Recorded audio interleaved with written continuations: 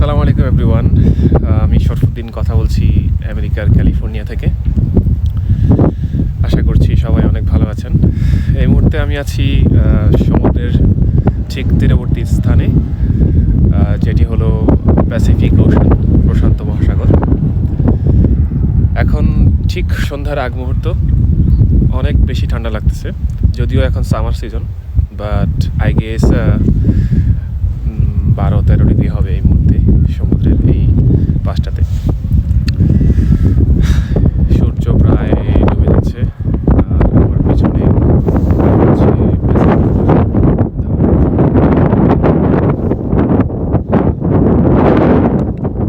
আমার হাত পুরো জমে যেতেছে, এত ঠান্ডা মানে বুঝাইতে পারবো না। যদিও এখন সামার সিজন, বাট এখানে একদমই মনে হচ্ছে না যে এটা সামার। সমুদ্রের পাশ, সমুদ্রের উইন্টার, মানে একটু শীতকাল মনে হইতেছে।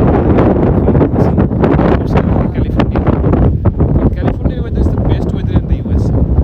হেই গাইস, অনেক অনেক ঠান্ডা লাগতেছে, হাত পুরো জমে যেতেছে। ঠিক আছে, জায়গাটাই মানে ক্লাবস নিয়ে আসা দরকার ছিল। আর এখানকার ভিউটা